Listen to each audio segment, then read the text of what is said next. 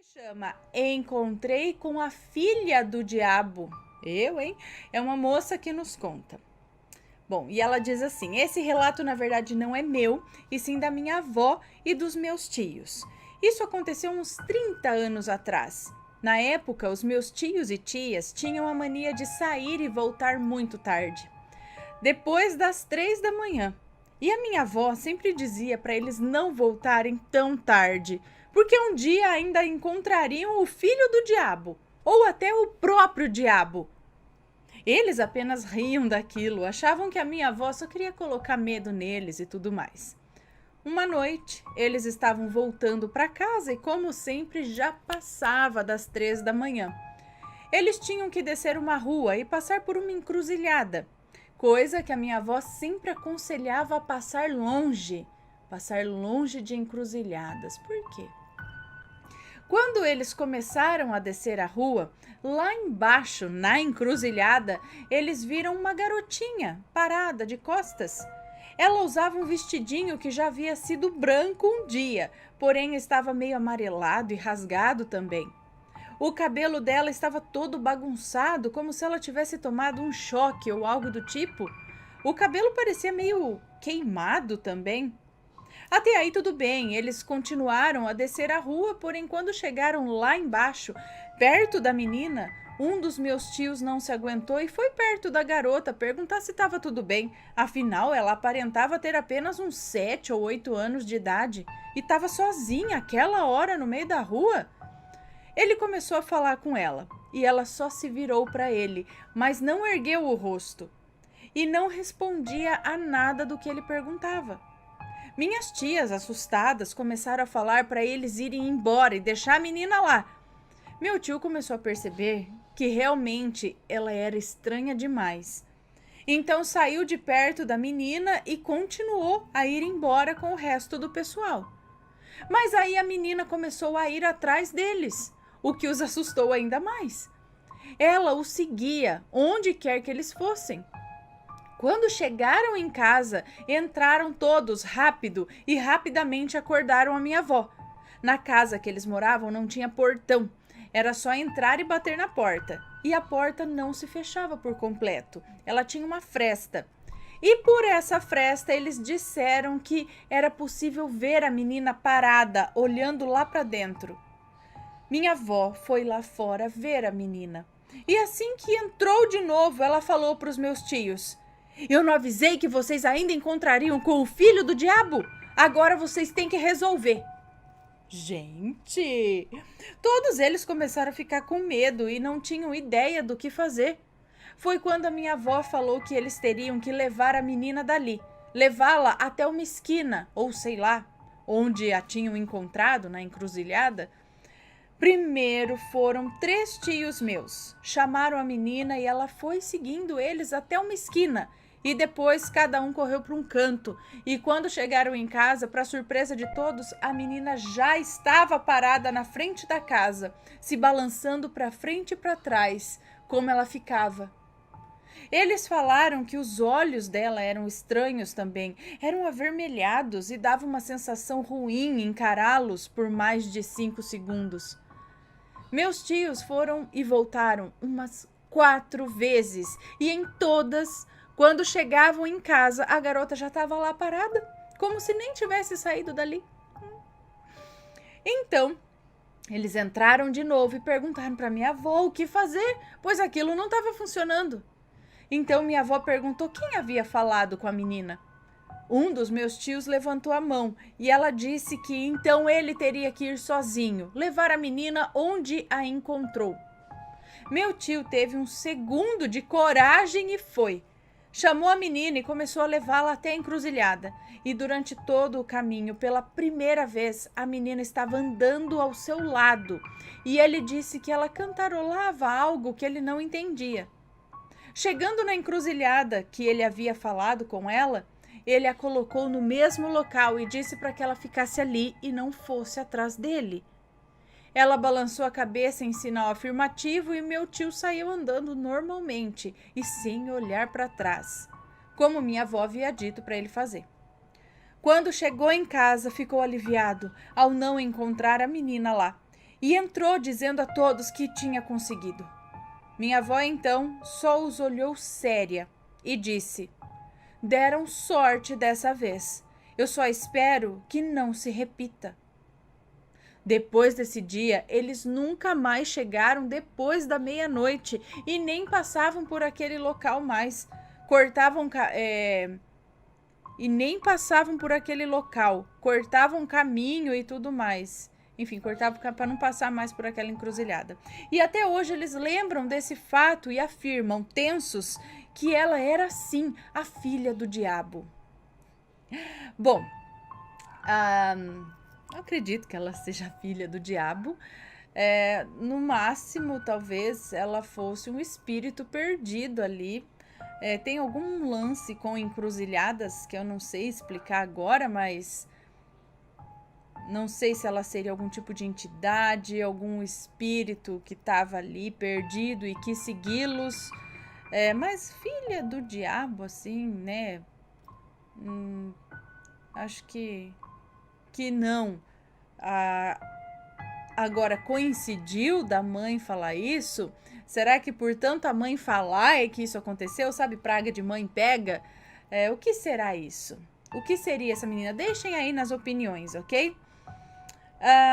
Será que era só uma menina realmente que estava perdida, às vezes com algum problema mental ali? Aí a cabeça achando que é a filha do diabo vai fazer o medo todo acontecer, né?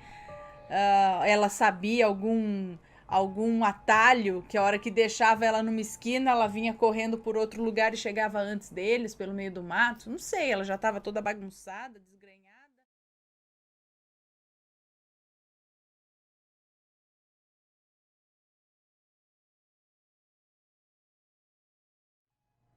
Gargalhada diabólica.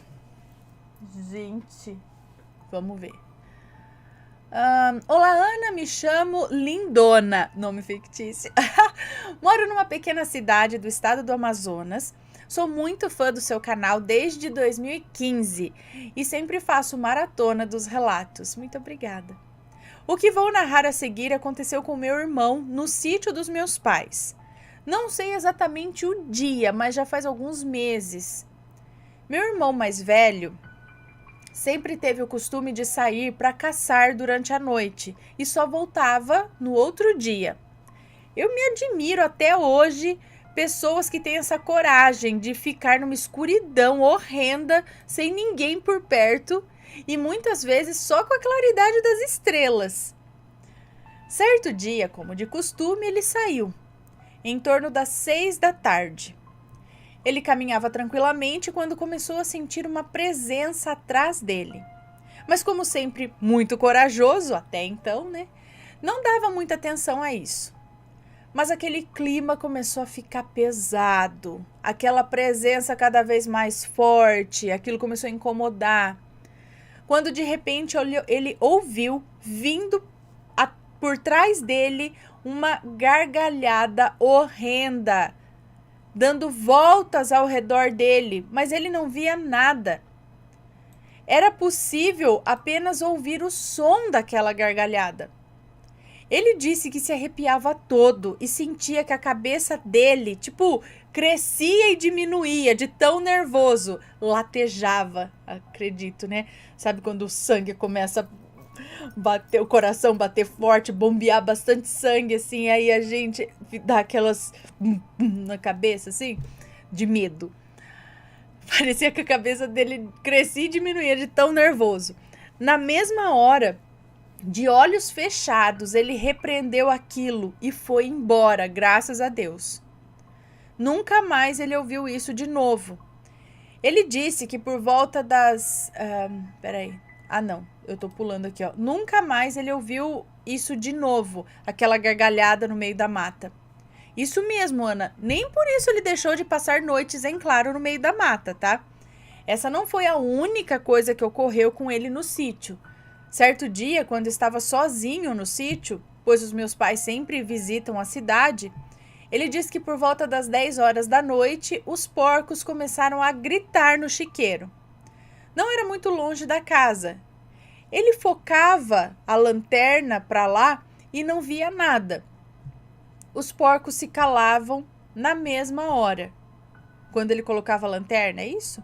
E foi assim mais uma vez, quando na terceira vez ele resolveu não ligar mais a lanterna e deu um tiro de espingarda em direção ao chiqueiro, gritando bem alto: "Tá repreendido, Satanás!" Ana, na hora, tudo se calou. E por incrível que pareça, aquilo que estava perturbando os porcos sumiu. Foi embora de lá. Não sei. Só sei que o tiro fez efeito.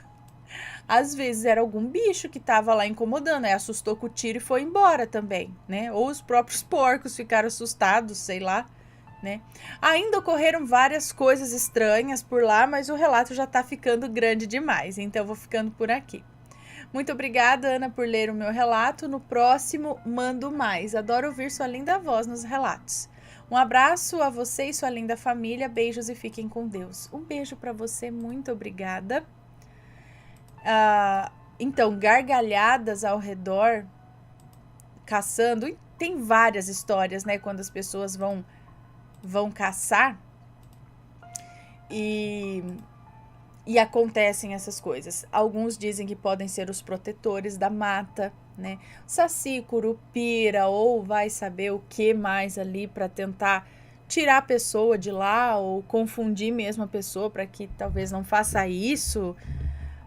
Eu penso também, tentando achar uma resposta terrena, se não existe algum animal, algum bicho, algum pássaro, sabe? Por exemplo, vamos dizer que ele estava chegando próximo a um ninho, né? A um local onde algum bicho tinha algum filhote. E aí quando você começa a se aproximar, eles vão ficando bravos e tentando te expulsar dali. Eles vão te cercando. Eu acho que coruja, esses coisas, quero, sei lá. Ou uma ave, assim, quando a gente começa a chegar perto do ninho, eles começam, tipo, sai daqui, sabe? Mas eu não sei, tô pensando, de repente algum bicho aí que ficou tentando expulsar e o som parecia com uma gargalhada. Mas, gente, eu não tava lá, eu só tô tentando achar, porque só quem tá lá e ouve que pode dizer, cara, não era bicho, era algo esquisito mesmo, né? E é isso, cada um tem ali sua experiência e a gente não vai... Eu só tô tentando, né? De repente, será que poderia ser isso, aquilo? Mas tem muita história, e a gente sabe, né? De coisas assim que acontecem dentro da mata. Deixa eu dar beijinho aqui rapidinho. Ah lá, ficou tudo escuro de novo.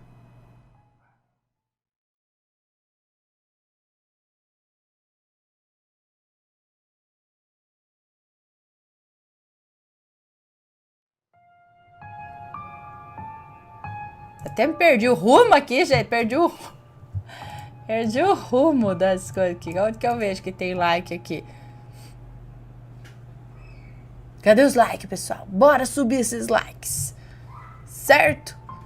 Cadê os likes subindo? Dá pra subir agora os likes. Vou contar esse relato. Cala a boca, Ana. Vamos lá, contar relato. Meu tio-avô e a Maria. Lembra da história da Maria? Não sei se ele vai recordar aqui.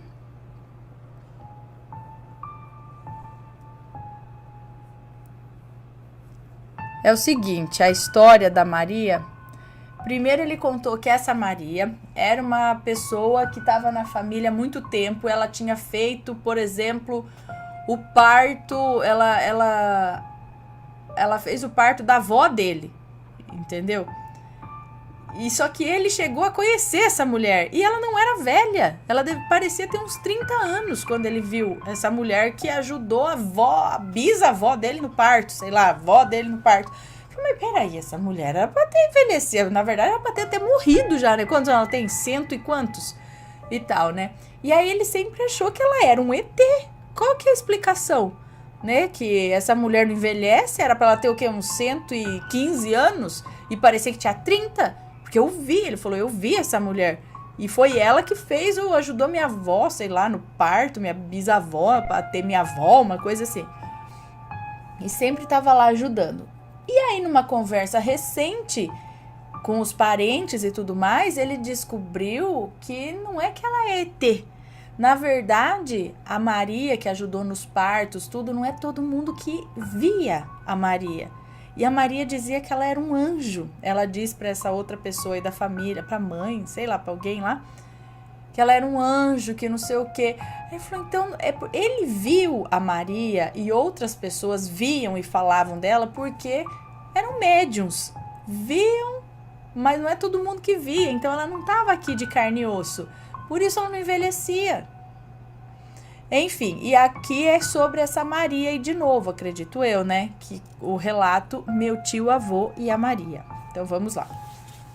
Olá, Aninha e Mateus e assombrados. Irei contar 3 relatos curtinhos, como tinha prometido. São relatos do meu tio, hoje com seus 58 anos, e o único filho da minha falecida tia-avó. Para começar, a família por parte de pai... Para começar, a família por parte de pai, eu tenho uns 10 tios e tias avó, contando com a minha avó. Porém, desses 10, apenas 8 são vivos e a nossa família mesmo só tem contato com 3 desses, já que os outros 5 estão pelo mundo afora. A família não tem contato com eles. Minha tia-avó foi a irmã mais velha. Ela viveu até seus 90 anos e quem me contou essa história foi o seu filho. Então, nesse último dia dos pais, eu acho, a família se reuniu para almoçar e logo já foram pipocando algumas pérolas sobrenaturais. Não é nada muito extraordinário. Porém,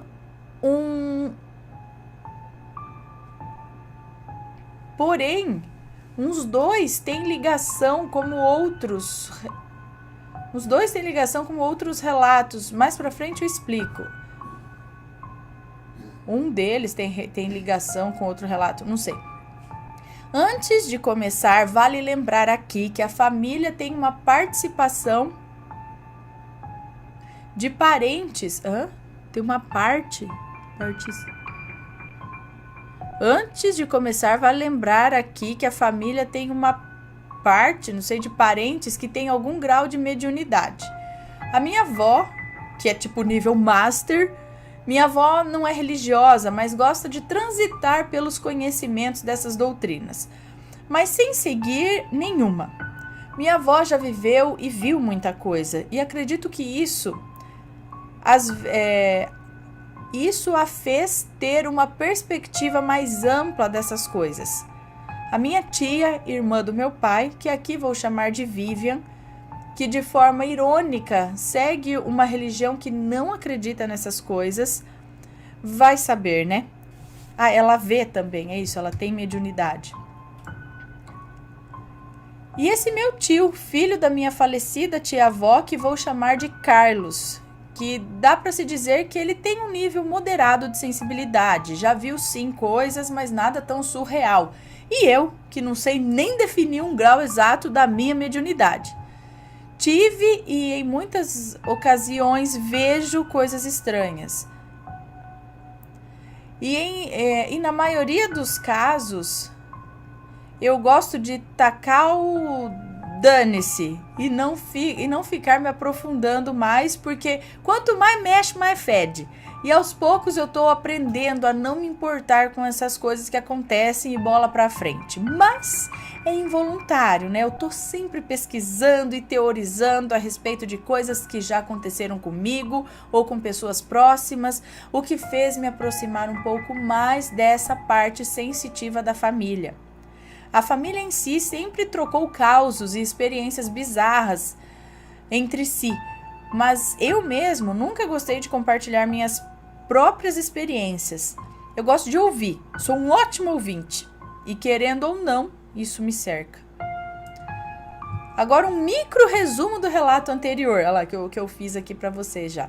Como já havia mencionado antes, minha tia-avó falecida tinha seu anjo que vivia perto dela, que acredito cuidava dela, e eu sempre achei que ela fosse um ET, pois já a vi e a mesma era estranha. Se hoje eu fosse descrevê-la, dava para dizer que ela parecia com aquela moça misteriosa chamada Dolores Barrios, que também dizem que era um extraterrestre. Vocês conhecem? Então, a Maria parecia com essa mulher. Pois bem, estamos discutindo, eu e minha avó, sobre se a tal Maria era mesmo um ET ou um anjo. Os parentes que haviam saído mais cedo voltaram, a conversa morreu. Os parentes começaram a tirar a mesa, fazer barulho. Minha avó levantou e foi para o quarto. Passou uns 20 minutos e todo mundo foi dormir. Os primos se sentaram no sofá e começaram a ver uns vídeos do Lucas Neto. Foi a gota d'água. Olhei pela janela e vi a área do parque do condomínio e pensei, vou sair, esticar as canelas um pouquinho. Desci e quando tô na portaria, dou de cara com o meu não sei o quê. Desci e quando tô na portaria, dou de cara com o meu não sei quem. A gente começou a caminhar por dentro da área do condomínio, que é gigantesca. Meu tio deu de frente pro muro da portaria, acho que é com meu tio, né? Então, meu tio deu de frente pro muro da portaria e lá tinha um grafite de um astronauta e da Terra que tem logo, do astronauta e da Terra, que tem logo quando você entra no condomínio.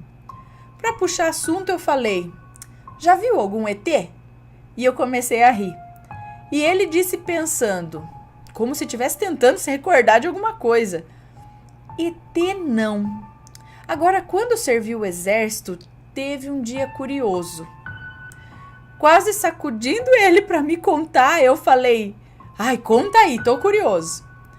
Ele pensou um pouquinho e disse, olha, eu não vi nada, mas teve tem uns 40 anos isso.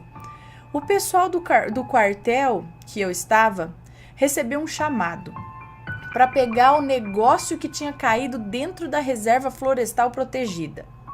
Juntou uns 2 caminhões para ir lá pegar o negócio. Chegaram lá, jogaram uma lona em cima, botaram em cima da caminhonete e levaram. Eu nunca vi o que era. E ele me afirmou que uma pessoa de alta patente estava lá nesse dia, mas eu não me recordo se foi um capitão ou um tenente-coronel. Eu acho que foi um desses 2.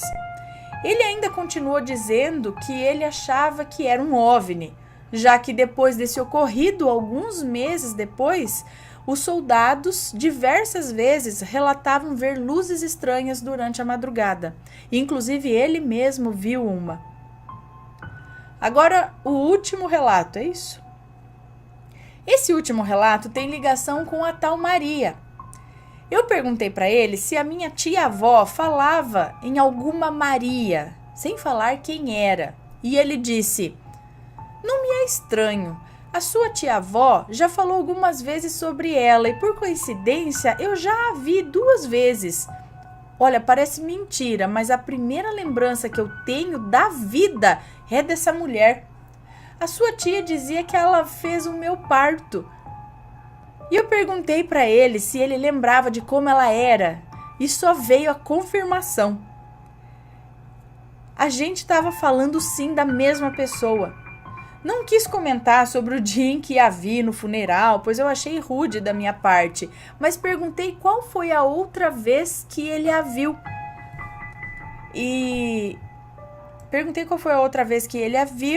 E ele disse que tem muito tempo e que foi no hospital no qual a minha tia-avó estava internada.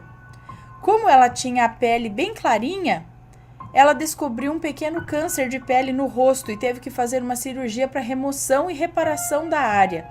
Mas ela já estava debilitada por conta da idade e a recuperação e a preparação para a cirurgia demorou um pouquinho. Demorou mais que o previsto. Já tinha que normalizar algumas taxas em seu organismo para poder fazer a cirurgia. Já que tinha que normalizar, né, algumas taxas. Bom, só para constar aqui, a minha tia-avó era completamente louca quando o quesito era saúde. Ela não tomava os remédios, brigava com meu tio porque ele queria que ela tomasse os remédios, até viajar escondido e passar dias fora, sem ninguém saber onde ela estava, ela já fez. Bom, no dia anterior ao da cirurgia, o meu tio estava como acompanhante dela. No quarto estava meio dormindo de frente para a cama dela, e ele acordou e a viu sentada na cama do hospital, fingindo que ainda estava dormindo. Não, peraí. Então, o tio estava de acompanhante da avó. E ele estava no quarto, dormindo de frente para a cama dela. Então, ele acordou e viu a avó, a mãe dele, a avó, não sei, sentada na cama do hospital. Ele fingiu que ainda estava dormindo e ficou escutando uns 2 minutos a conversa. Que não era conversa, era um puta sermão para minha tia-avó. Ele ouviu coisas do tipo: como eu te ajudo se você não se ajuda? Olha o estado que você tá. Enfim, a mulher tava full pistola com ela. Meu tio contou até 3 e levantou. Procurou no quarto e não viu ninguém. Foi até ela e perguntou: mãe, quem que estava conversando com você? E a minha tia-avó pegou o cobertor, se cobrindo inteira e disse: ah, saco, é a Maria me enchendo de novo. E quem é Maria, mãe? Disse meu tio, totalmente perdido. E a minha tia-avó riu e disse: sei lá se é alma, espírito, encosto, anjo, mas só vive atrás de mim. Qualquer porcaria que eu faço, ela aparece para me dar sermão.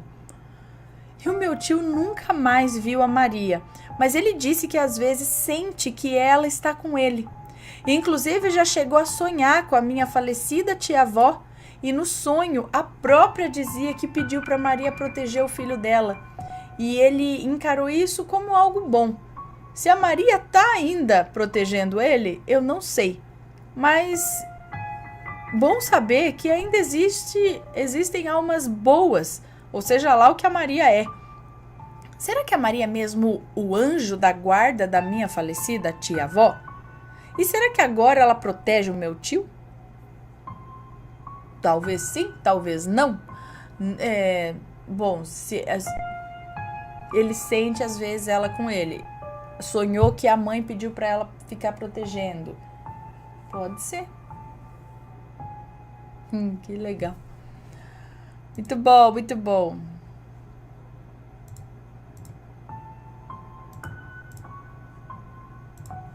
Aí.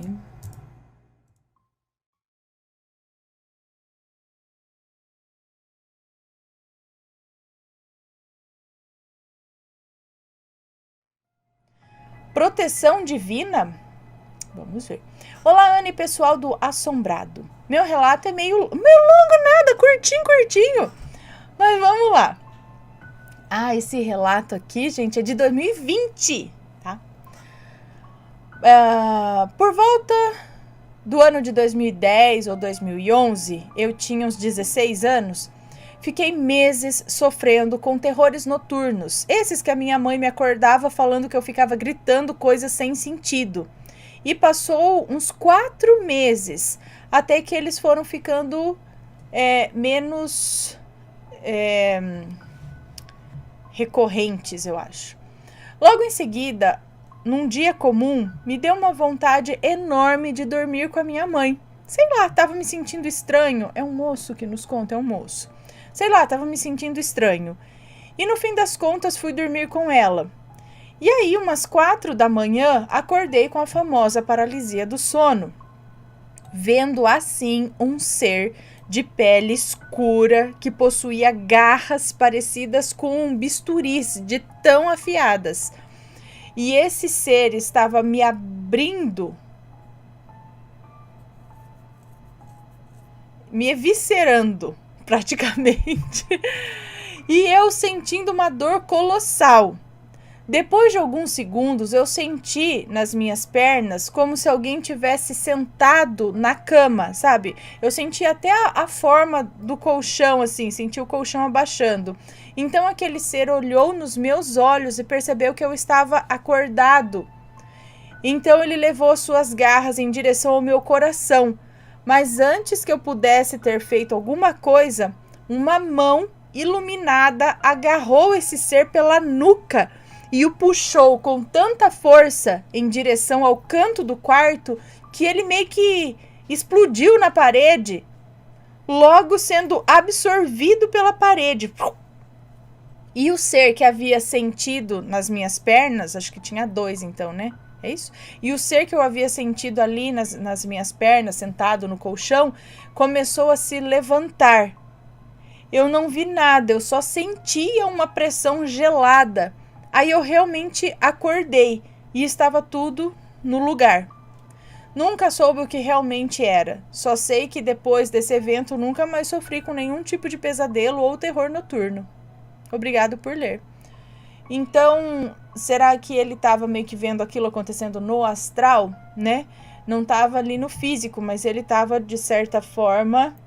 Aquele lance, né? Quando a gente abre, parece que o olho espiritual e o físico tá fechado, aí a gente vê do lado de lá as coisas acontecendo. Parece que alguma coisa aí o protegeu e talvez tenha levado de vez essas coisas que o atormentavam, de repente, né? Deixa eu anotar. Será que eu anotei esse daqui?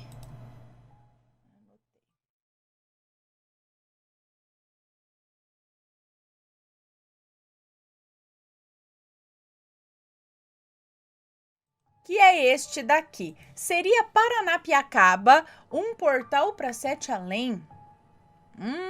Será? Paranapiacaba, no estado de São Paulo. Fica ali no ABC Paulista, né? No estado de São Paulo, perto. Não faz, mas fica ali perto, não é? Do ABC. Vamos ver. Ou é em Santo André mesmo? Eu não sei, não. Paranapiacaba. Bom, deixa eu ver aqui. Olá, assombrados, Ana Paula, família, pets, tudo bem com vocês? Eu espero que sim, tudo jóia. Eu venho por meio desta contar um relato que aconteceu comigo e com meu marido agora em março de 2022. O relato será um pouco longo. Antes de começá-lo, gostaria de pedir que dessem o like no vídeo, que seguissem o canal principal, o Cortes do Histórias Assombradas e o Notícias Assombradas do Matheus. Vamos impulsionar esses canais e prestigiar o trabalho desse casal tão querido. Muito obrigada. Segue o relato, então. Somos de Santo André, Grande ABC. Ah lá, Santo André. Somos de Santo André, do Grande ABC paulista, né? De São Paulo aí. Meu marido faz parte de um motoclube. O pessoal desse motoclube, eles são super unidos. Direto estão juntos, passeando, fazendo festa. O povo que gosta de um mato e de um churrasco, hein? Vira e mexe se encontram para acampar e assar uma carninha. No meio de março, foi aniversário de um ex-integrante do motoclube. Meu marido mantém amizade com ele e foi convidado para o aniversário dele, né, do mesmo. Fomos à festa, música tocando, churrasco, muita bebida. E esse amigo todo feliz, interagindo com todo mundo, ficou muito feliz ao nos ver em sua festa. Ele estava acompanhado de uma amiga. Essa amiga dele é uma paixonite de anos atrás. Ele não tem coragem de chegar nela, com medo de estragar a amizade. Ela toda alegrinha pro lado dele, a ponto de eu e meu marido acharmos que os dois estavam juntos, só que nenhum tomava iniciativa. Só ficavam ali de conversa, nas risadas, um abraçava o outro, pegava na mão, só que mais nada além disso. Conforme a festa ia acontecendo, a amiga do aniversariante ficando mais ébria, mas... Conforme a festa ia acontecendo, a amiga do aniversariante ficando mais ébria, mais ela se aproximava dele e ele meio que fugia porque não sabia se eram indiretas dela ou não. Ele não queria se aproveitar do grau de embriaguez dela, tá certo? Meu marido e o aniversariante estavam falando de Paranapiacaba, que fazia um tempo que eles não iam para lá. Que estavam até com saudades de passar de moto na estrada velha. A amiga ouviu essa conversa e pediu para irmos para lá assim que a festa acabasse. Ela queria ir num lugar determinado, um camping bem famoso na região. Vamos! Ela falou. Por favor, faz muito tempo que eu não vou no camping. Ela olhou para mim e para o meu marido e disse, vamos, por favorzinho. O amigo do meu marido só faltou implorar pra gente ir com eles. Vai que no meio do mato, sozinho com ele, né, rolasse alguma coisa. Eu vou fazer um adendo aqui para contar sobre Paranapiacaba. Paranapiacaba é um distrito de Santo André. Era uma vila operária. Foi construída para dar suporte aos trens de carga e passageiros que ali passavam para o Porto de Santos. Essa cidade foi construída ao estilo inglês, casas de madeira. A cidade tem todo um ar misterioso. Na parte da tarde, estando frio ou calor, desce uma bruma bem intensa por lá, uma neblina. A construção da cidade também é cercada por histórias e lendas. Muitos operários morreram na construção da ferrovia. Morreram de doenças e também de acidentes. Dizem que toda Paranapiacaba é assombrada. A residência do Fox, que é o engenheiro responsável pela ferrovia, até hoje é palco de muitas histórias que circundam a mítica da cidade. Pois bem, só um minuto. Mateus, vem pegar a roliça, por favor? Porque ela está aqui dentro sapateando, porque quer sair, é óbvio. Roliça fora quer entrar, roliça dentro quer sair. Mateus, atenção Mateus, se está me ouvindo, venha pegar a roliça, por favor. Bom, continuando aqui. Pois bem, ficamos compadecidos com os pedidos de companhia para esse passeio e aceitamos ir com os nossos amigos. A festa acabou, passamos na casa do nosso amigo para pegarmos sacos de dormir e depois passamos na nossa casa para trocarmos de roupa, pegar uma rede, repelente e uma arma. Meu marido não sai para o meio do mato sem levar uma proteção extra. A rodovia que vai de Santo André para Paranapiacaba, rodovia Deputado Antônio Adib Chamas, é assim que fala? É um tapete. As motos vão que é uma beleza. Aquela rodovia iluminada só pela luz da lua, mato dos dois lados. A noite estava fresca, a lua cheia. Que beleza, obrigada, amor. Eu sou muito obrigada, muito obrigada. Olha aqui, minha água na taça. Muito bem. Então a noite estava fresca, a lua cheia, foi um trajeto extremamente agradável de se fazer. Existem dois acessos para a cidade. Um em que você consegue entrar na cidade com o seu meio de transporte, né? A Estrada Velha. E um que você deixa o seu transporte próximo ao cemitério e faz a pé o trajeto para acessar a cidade. E nós fomos pela Estrada Velha. Pela Estrada Velha, você passa por cima dos trilhos do trem. A estrada é de terra, mas é até bem cuidada essa estrada. Eles passam máquinas lá de vez em quando para manter a estrada em melhores condições. Você anda cerca de uns 15 minutos por ela até chegar na cidade. Esse acesso não é iluminado, tem muito mato de ambos os lados, só que é até que tranquilo. Para chegar no bendito do camping, tem que atravessar a cidade para pegar outra estrada. Ah, Ana, essa estrada é um inferno. Que tem um celular aqui tremendo? Ai, Ana, essa estrada é um inferno. Cadê? Mato demais dos dois lados, mato fechado. A estrada inteira esburacada, muitas pedras, pedras de todos os tamanhos.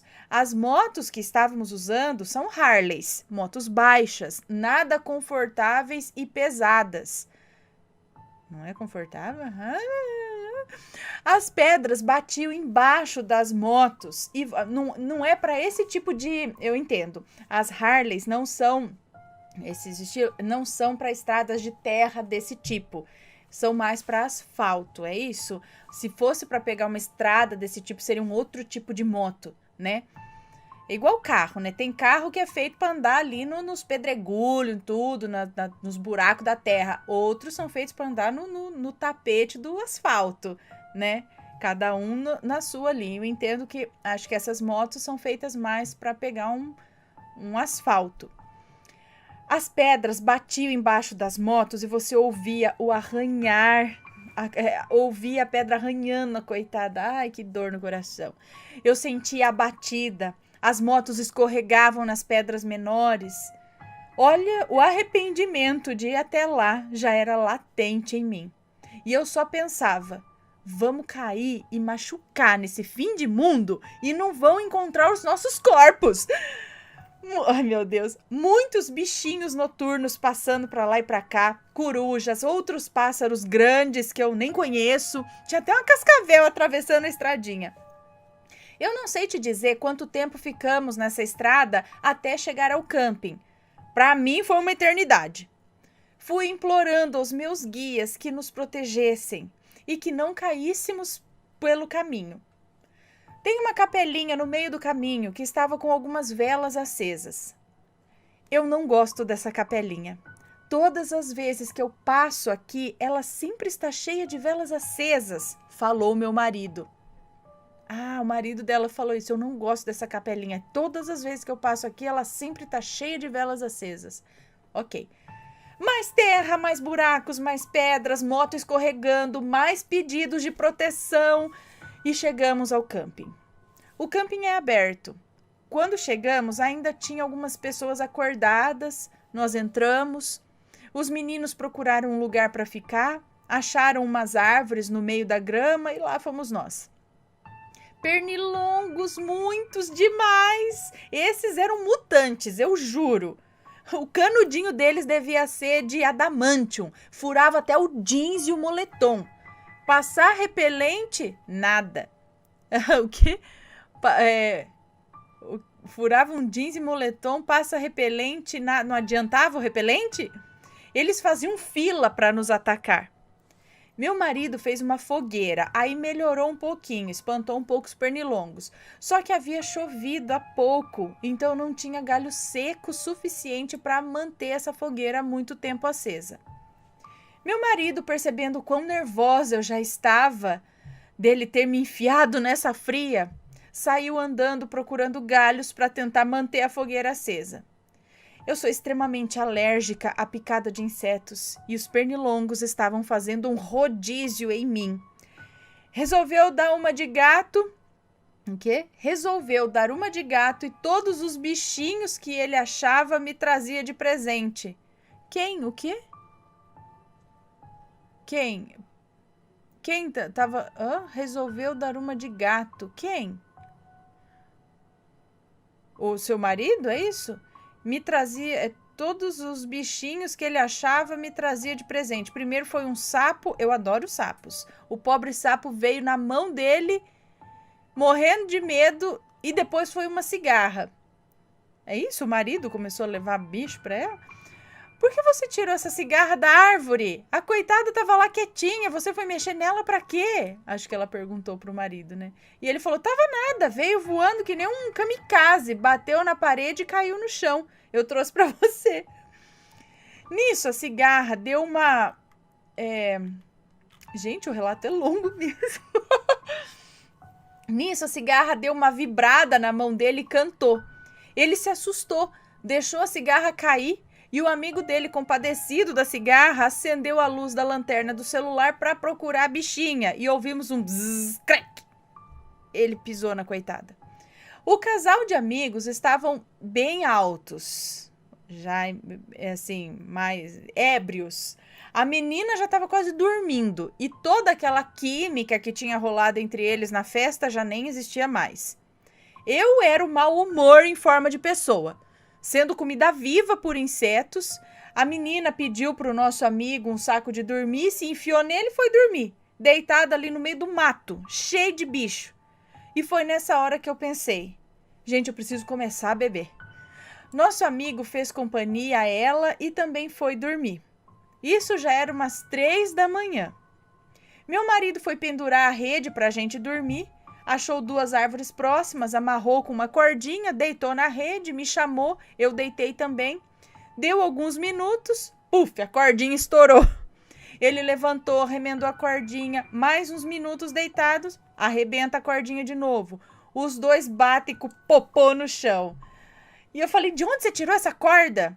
E ele falou, era aquela que segurava a roseira lá de casa. Eu falei, ah, sim, que tomou sol e chuva por anos. Você acha que ela ia segurar peso sem arrebentar? Ele não respondeu. Além de burro, meu marido é insistente. Coitado. Foi lá pela terceira vez, remendou a cordinha, terceiro tombo. Me levantei, peguei o remédio da asma e fui embora a pé. Você vai embora mesmo? Ele falou. E eu falei, vou. Vai passar sozinha no Taquaruçu? Lá é assombrado, viu? E eu falei, prefiro 1000 vezes os fantasmas do que continuar aqui. Ana, a minha família tem sítio. Antes de me casar, eu morava em chácara. Eu gosto demais da natureza. Eu não sou tão fresca, não. Mas dormir na rede, sendo sugada por pernilongos mutantes, no meio do mato, onde eu já havia visto uma cascavel, aí já é demais para mim. Saí andando, ele pegou a moto e veio atrás. Eu subi na moto, ele me contou que avisou o nosso amigo que íamos embora.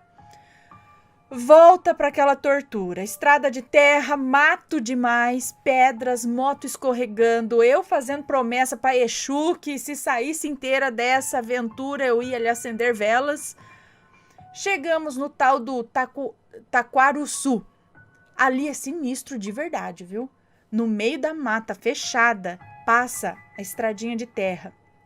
Meu marido reclamando que eu dei a passar lá sozinho, sem outra moto, sabe? Só com a moto dele. Reclamando que eu dei a passar lá sozinho.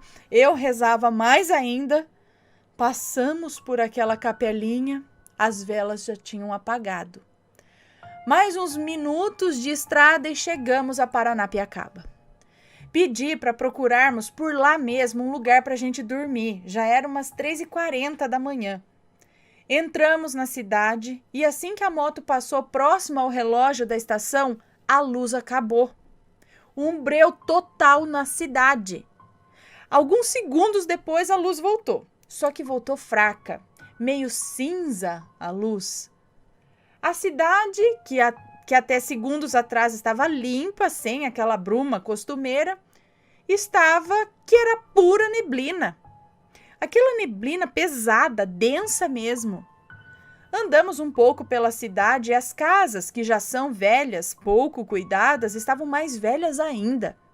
A pintura das casas de madeira, que é num tom terracota, é um vermelho com tons de marrom, estavam desbotadas, estava tudo descascando, faltando pedaços das ripas de madeira, pedaços quebrados. A Harley faz muito barulho. Passamos em uma rua residencial e vimos algumas janelas se abrindo.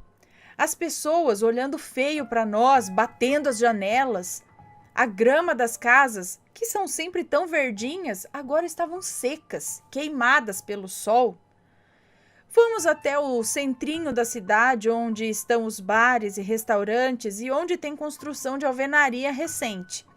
Nada, Ana. Nenhuma plaquinha de bar ou restaurante. As construções recentes não existiam. E o que se encontrava lá eram casas antigas de madeira em estado miserável, decrépito. Meu marido estava incrédulo e desesperado. Ele frequenta essa cidade desde criança, ele conhece cada canto do lugar, ele cresceu ali. Quase todos os finais de semana nós vamos até lá. O relógio marcava 4 da manhã. Fomos na delegacia. O fulano, policial amigo do meu marido, deve estar lá. Eu disse, ele disse, sei lá, vamos na delegacia. O fulano deve estar lá. A delegacia é na rua do Pau da Missa, é isso? É um tronco de uma árvore bem antiga, onde os moradores afixavam os dias de missa, as notas de quem se casaria, quem faleceu. Passando ali por aquele tronco, pelo Pau da Missa lá, esse não era só mais um tronco, e sim uma grande viçosa árvore. Ah, entendi, agora não era mais um tronco, era uma árvore, uma grande viçosa árvore. Nessa hora, meu marido já estava brigando comigo, que a culpa disso tudo era minha, que inventei de sair de madrugada do camping e que a gente ia morrer. Chegamos na delegacia, o policial que estava de campana ao lado de fora olhou incrédulo para a gente e para a moto. E nós dissemos, boa noite. Ele não respondeu. Aí dissemos, por favor, o sargento fulano está aí? E ele disse, não temos nenhum sargento com esse nome aqui. Aí meu marido começou a descrever o sargento que estávamos procurando para aquele policial, que estava com a mão no coldre olhando fixamente para a gente. Ana, a farda dele era gasta. O coturno, tudo puído, tipo ralado, né? Bem usado. E era antiquado, diferente das fardas usadas hoje em dia. Ele não tirava os olhos da moto. Eu acho que o meu marido percebeu isso e desligou. Quando ele desligou a moto, o policial pareceu relaxar e se aproximou da gente. Que moto é essa? Ele perguntou. E aí meu marido explicou que é uma Harley. Falou o modelo, e aí ele chegou mais perto. Nisso conseguimos ver seus olhos. E eram negros, de um tom meio leitoso, sem brilho. Ele chegou perto bastante do guidão da moto e, erguendo a mão, fazendo menção de encostar no guidão, perguntou, posso? Meu marido tirou a mão para que ele pudesse colocar a dele e a pele dele não tinha viço, era cinzenta, cheia de cicatrizes. Ele colocou a mão no acelerador, na manopla, deu um sorriso, tinha poucos dentes e a maioria amarelados, quebrados. Quando ele sorriu, meu marido deu um pulo para trás, o que chamou a atenção do policial. Muito bonita a moto, ele disse. Eu nunca tinha visto uma. Pena que é barulhenta demais, né? Como lhe disse, eu não conheço esse sargento. Eu trabalho aqui há anos e nunca ouvi falar nele. Eu vou lhes dar um conselho. Vão para casa. Saiam daqui antes que amanheça. Vocês não pertencem a esse lugar. Meu marido estava meio que tremendo na moto e eu na garupa só pensava, que sonho vívido é esse, né? Que sonho mais louco. Tinha que ser um sonho. Aquilo tudo era estranho demais para ser real. Agradecemos ao policial, nos despedimos dele, fomos fazer o retorno na frente do postinho de saúde da cidade, que é uma quadra acima da delegacia, e havia 2 enfermeiras trajadas a caráter na porta. Elas usavam aquele chapeuzinho antigo com uma cruz vermelha. O postinho também estava decrépito, pintura desgastada e descascada. Uma maca de pano jazia ao lado delas. Elas nos olhavam com curiosidade. Os seus semblantes eram fechados, bravos. O uniforme não era branco, era amarelado, gasto. Passando em frente à delegacia, o mesmo policial nos fez sinal para parar. Não vá pela ponte, ela está quebrada, ele disse. Agradecemos novamente a informação e fomos embora. Pegamos a rua que sai na Estrada Velha. Meu marido apavorado com tudo que tinha acontecido e eu crente que estava tendo um sonho muito louco. Passamos o caminho todo sem falar nada. Era irreal demais para ser verdade. Chegamos ao trilho do trem. A placa de trem passando estava baixada. Ouvimos ao longe o barulho do trem. Um guarda ferroviário nos deu sinal para aguardarmos o trem passar. Esse estava com o cap todo descosturado, a farda também gasta. Ele nos olhava com aqueles olhos negros, leitosos, com curiosidade. O trem acabou de passar, deu 2 apitos. O guarda ergueu a plaquinha de pare, nos desejou boa viagem. Partimos com a moto, cruzamos os trilhos do trem. Meu marido parou com a moto, olhamos para a cidade. A iluminação agora estava normal. O relógio da estação brilhava novamente. A bruma havia sumido. Fomos para casa, chegamos, trocamos de roupa, deitamos e dormimos. Quando acordamos, perguntei ao meu marido se ele lembrava o que aconteceu e ele disse que mais ou menos, que estava meio bêbado e que havia tido um sonho muito louco com uma Paranapiacaba bem diferente da que conhecemos. E eu retruquei que não era sonho, não era sonho nem embriaguez. Eu estava com ele, vi tudo isso também. E eu sou abstêmia, ou seja, ela não bebe. Ele fez e mexeu a mão como se dissesse, esquece isso, sabe? Esquece. Não voltei lá desde então. Olha, eu não bebo, eu não uso drogas. Creio que meu subconsciente não criou tudo isso. O que vocês acham? Obrigada por ler meu relato. Saúde e sucesso sempre.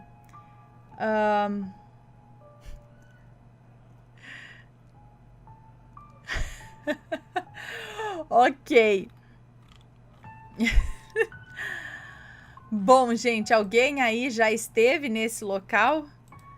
Eu estive uma vez só em Paranapiacaba, que eu fui com uma amiga minha um aniversário de alguém, amigos do pai dela, não sei se era criança, se era adulto. Eu lembro que era em Paranapiacaba, lembro de estar no carro, acho que do meu vizinho, e passar por um lugar bem escuro, vai saber.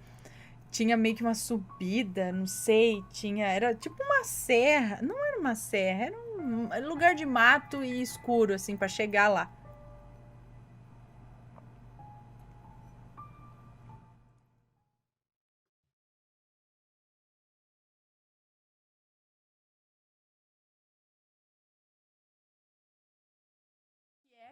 Vi um anjo no hospital. Hoje coisas boas aqui para dar uma amenizada no sistema bruto, né, de maledite que foi ontem. Então vamos lá. Olá, Anne assombrado. Sei que não vai falar meu nome, então vou pular essa parte. Tenho 23 anos e moro em Curitiba, no Paraná. Sou sensitiva e desde que me lembro sinto coisas e às vezes até vejo.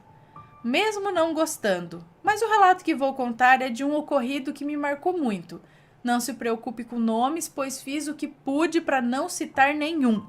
Obrigada por escolher ler o meu relato e bora lá! Quando estava prestes a fazer 18 anos, descobri que estava com cálculo renal, a famosa pedra no rim e infecção na bexiga. Fui internada por sentir muita dor. Ana, era tanta dor que mesmo os médicos me dando morfina, a dor não passava, apenas diminuía. O médico falou que o cálculo estava preso na uretra e que a infecção não deixava ele sair de lá. Então, ele falou que só teria 3 tipos de procedimentos que poderiam fazer. O primeiro era através de cirurgia, o segundo através de laser e a terceira seria esperar sair naturalmente. A primeira opção foi considerada muito perigosa devido à infecção. Então, sobraria a opção do laser, mas o aparelho estava quebrado e levaria mais 2 semanas para que pudessem arrumar. Então, até lá, só sobraria a terceira opção, que seria esperar e torcer para sair naturalmente. Fiquei um mês internada. Tinha marcado a operação com laser e faltando 3 dias para fazer o laser, o meu pai, que estava de acompanhante naquele dia, pediu para uma enfermeira para orar com ele, para que tudo desse certo e que eu ficasse bem. Eles oraram e eu me senti mais leve, como se tivessem tirado algo de ruim de mim. Falei isso para eles, mas não parecia que tinha mudado nada. Naquela noite, por volta das 9h40 da noite, o meu pai estava se preparando para ir embora, pois ele não poderia ficar comigo à noite. Estávamos conversando um pouco, eu estava na cama hospitalar e ele no sofá, que ficava ao lado, quando de repente vejo um médico passando pelo corredor do lado de fora da janela. Eu achei estranho, então olhei para a porta, mas a porta estava fechada, então não era um reflexo. Olhei para o meu pai e ele disse: "Você ouviu, minha filha? Me diz o que você viu." E aí eu lhe disse: "Eu vi um médico passando pelo corredor, pelo lado de fora da janela. Mas não tem como isso acontecer. Por isso olhei para a porta, mas ela tá fechada, então eu não entendo. E ele perguntou como era esse médico. E eu descrevi como um homem negro, com jaleco e como se fosse um médico mesmo. Foi então que ele me disse que também viu no corredor e também viu o médico, mas que não viu igual a mim, mas que viu um ser angelical, vestido de branco e que não viu o rosto dele, pois o rosto brilhava. Ana não tinha como contestar, pois estava em um quarto, no quarto andar do hospital. Não tinha como alguém andar do lado de fora da minha janela. E na hora que o anjo passou, foi como se o hospital tivesse se expandido. Era como se o que vimos não fosse todo o hospital. Hã? E naquela hora eu tinha visto parte dessa expansão. Foi estranho, pois eu conseguia ver o céu e as estrelas, mas em momento algum eu senti medo. No dia seguinte, eu havia piorado. Eu estava esperando o médico para ver se ele adiantava a operação. Até então, tinha tomado muita água, pois era a única coisa que eu conseguia consumir, pois tudo que não fosse água eu acabava vomitando. Então teve uma hora que tive que pedir para o meu pai me levar no banheiro, pois eu queria fazer xixi. E nisso o cálculo saiu, como se fosse algo simples. Depois disso, o médico chegou e não acreditou no que havia acontecido, pois não tinha mais infecção e o cálculo havia saído, como se fosse um milagre. Ana, desde pequena, eu sabia o que via e sentia, porém achava que só via coisas ruins. Mas depois disso, eu passei a ter certeza que anjos existem e eles podem muito bem se misturar com a gente. Pode estar do seu lado quando está andando na rua. E sei que se eu já sabia que demônios existiam, eu vi que anjos também existem. E se eles existem, com certeza Deus existe. Esse foi meu relato, tenho muitos outros, mas esse foi o mais marcante na minha vida, pelo menos até agora. Obrigada por ler o meu relato. Tento sempre assistir os relatos ao vivo, mas às vezes eu não consigo. Mas não deixe de assistir. Um abraço para vocês e quem sabe até um próximo relato. Um beijo para você, muito obrigada pelo seu relato. Olha, mais uma coisa boa aí, que bom. Que legal, né? Deve ser muito... Então, aí que tá, quando a gente tem esse dom. Você vê essas coisas maravilhosas, assim, anjos, não sei, mas também pode ver aquelas coisas ruins. Então, é o ônus e o bônus, né?